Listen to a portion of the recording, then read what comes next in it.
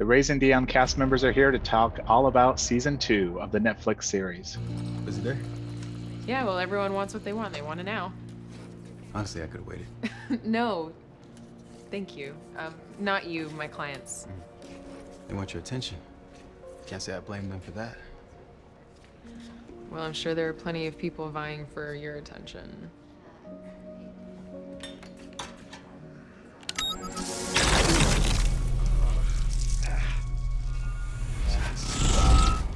You okay? I got to watch the first few episodes of Raising Dion season 2. It's really fun. Alisha, tell me right off the bat, your character says everything is normal. Does she really believe that, or is it wishful thinking? Because we know this world that she's in. Can you talk to that? I think, human beings, they adapt to new normals all the time. And I think if you constantly feel like your life is in chaos, like you can't settle down and move forward. So yeah, I think to a degree, she's like, this is my new normal. And she's trying to find the balance of like, moving forward in her career. Because what I love about this show is that it's grounded in the reality of like, she still has to pay bills. She still needs to make sure that her kid doesn't do something crazy or like, something outside the normal things of worries that parents have. And I love that it's kind of grounded in that reality. But yes, with this slight caveat of her kid being like an exceptionally powered person, it is pretty much life is normal. And Rome, you come in to help Dion kind of train it with his powers and everything. Is that more just physical stuff, or you're also teaching him emotional stuff and like how to handle it emotionally? Yeah, I mean, I think initially she's there to try to guide him in understanding his powers. But I think he just took a liking to him because he sees probably himself in Dion in a way. But I think what's interesting is that he doesn't really force his perspective onto Dion unless he really asks for it, unless Dion's like, hey, I have a question about, this kid at my school, and that's always interesting because sometimes you can see these dynamics play out where it's like you see the adult and the kid, and it's more of a authoritative relationship. And I think between Dion and Tevin, like it's really not about that. The dynamic between Tevin and Nicole is not predetermining like the relationship between Tevin and Dion. And so you get to kind of see them do their own thing, and which is cool. Nicole allows Tevin to spend that time with Dion also, without her being there. So yeah, I mean, it's been great being able to play this kind of character with Dion.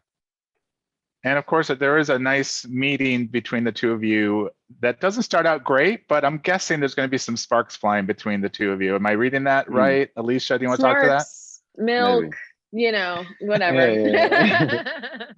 I think, it's very in line with Nicole's character to not immediately jump on board on anything. I think she inherently just wants to like feel like she's in control. So if something is out of her initial understanding, she gets really kind of intense about it. And I think that security of someone guiding her son that had like very firm boundaries felt really good. And then now this person who has powers and maybe could steer Dion in the wrong direction, all of a sudden now she's a little bit more back to kind of her old ways of kind of like trying to choke hold the situation. And I think, once she meets him and gets to kind of understand the way he works and also the way Dion responds to him, I think plays a huge factor. If your kid seems really open and like happy around someone, like you should really look at that relationship as something that's bringing value to your kid. Okay. And Rome, do we find out more about Tevin as the season plays out? I've seen the first few episodes, but do we find out more about his backstory? And I feel like every character has secrets. Does Tevin have some secrets?